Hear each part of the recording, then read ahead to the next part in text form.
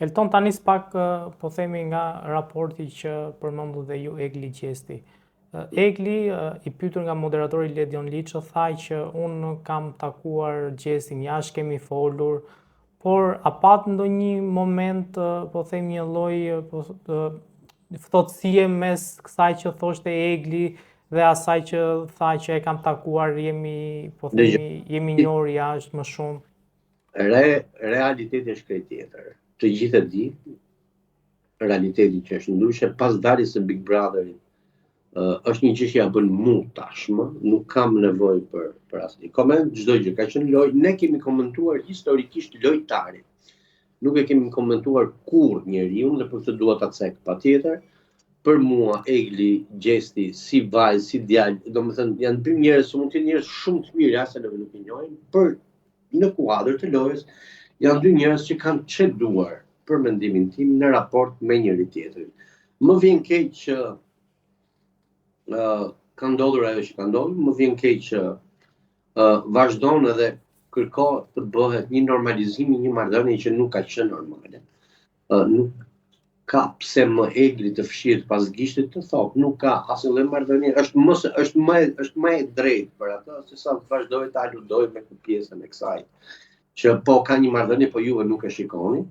Të gjithë ishin pjesë post Big Brotherit në fest, ku unë e kam deklaruar dhe në top. Kishte një atmosferë as pak miqësore midis të gjithë konkurrentëve, pa llogaritur dhe pjesën Egli Gjesti, që mbase ajo ka qenë dita e vetme dhe e fundit që ata janë parë bashkë, duke u larguar nga festa, duke vajtur pastaj në një lokal tjetër për të festuar, më pas jo, nuk kanë qenë. Sado që mbase të tjerët nuk e dinë, të paktën ne që jemi pjesë e topit e dimë që jo, nuk kanë qenë bashkë. Sepse po të kishin qenë, do e kishim marrë vesh të ne. Egli nuk ka qenë as në koncertin që është bërë në Escape.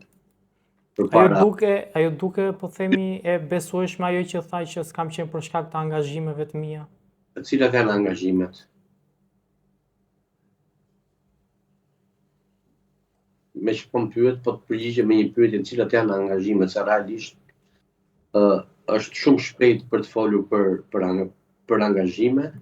S'ka pasur angazhime, të paktën për momentin tash. Edhe ata që kanë qenë në punë për momentin akoma se kanë detyrën që ka qenë. Flas edhe për Geta Gixhani që ka lënë një punë ka hyrë në Big Brother, akoma nuk e ka filluar punën e saj. Flasim për Valbonin që shkoi njëta gjë, flasim për Rozin që shkoi njëta gjë, flasim për Laelin që shkoi njëta gjë.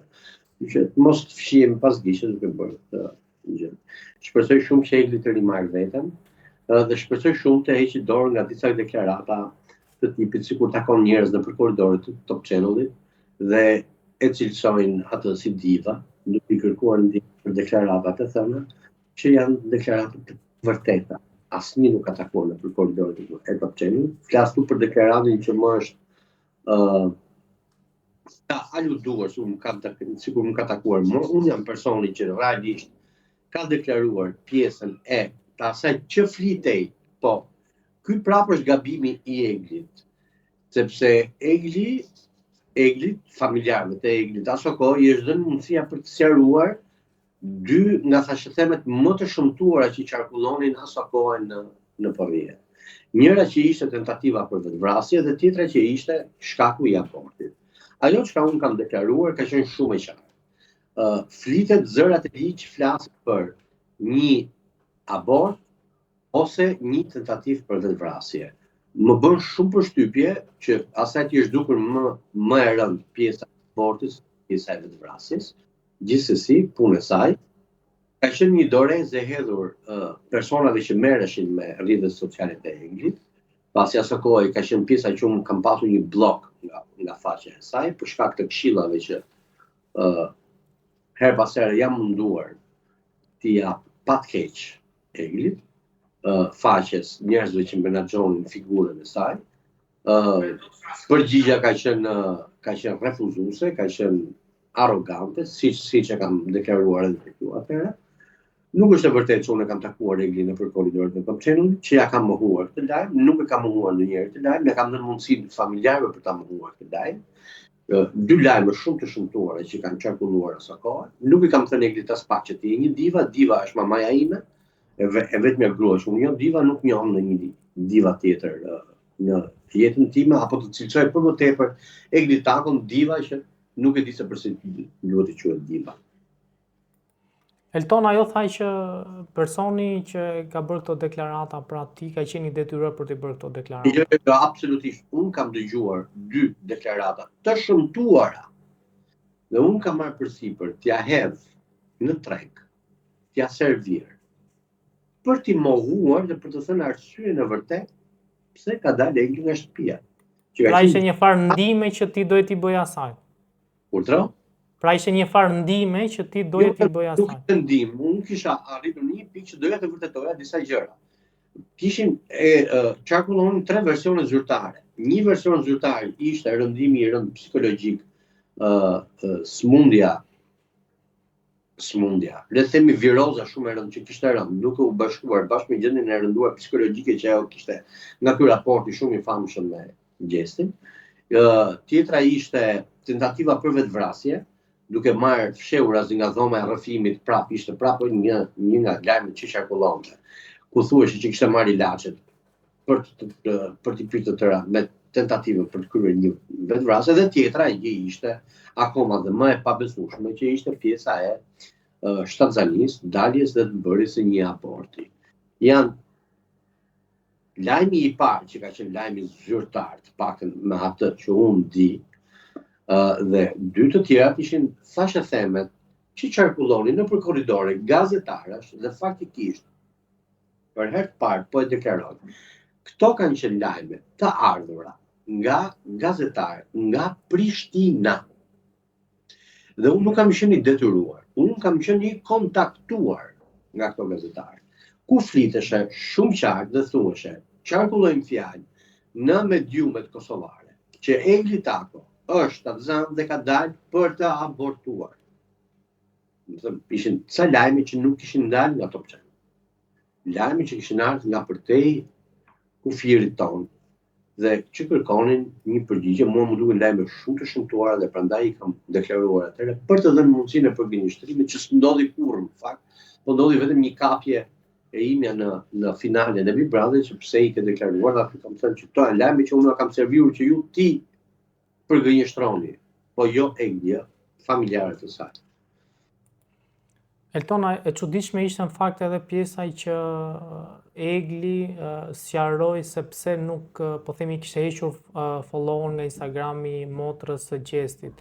Dhe në bisedën që kishte në fakt kur pyet nga moderatori Ledion Liço, ajo tha që unë, me sa di unë, as ata nuk kanë një problem me mua, dhe po themi i hodhi dorashkën Gjestit për të thënë diçka, i cili në fakt nuk tha asgjë.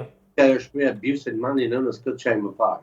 Tani fshati që duket çdo kallallus, tash dihet më. E ke hequr nga follow sepse nuk të ka bërë follow back, nuk ka pasur dëshirë të ketë follow back, sepse nuk i qenë personi që ata kanë menduar që mund të shikojnë në krah të djalit, vllajt apo të afërmit të tyre. E njëjta gjë ka qenë dhe sjellja e prindërve të, unë kam qenë në sken realisht momentin kur Egli ka vajtur dhe ka takuar prindërit, dhe kam parë me sytë e mi, kam qenë vetëm 2 metra larg skenës.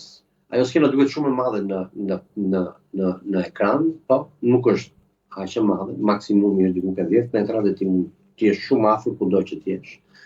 Kam qenë shumë afër pjesës kur Egli ka qenë duke takuar familjarët e Gjestit, që aty e kam vënë re, se kam shprehur kurrë këtë gjë, sepse kam parë një lloj indiferentizmi total. Madje më shumë është gëzuar Egli kur ka fituar Gjesti, se sa janë gëzuar familjarët e që s'ishin fare njerë në studio. Kanë pak më vonë, se ishin tek pjesa jashtë.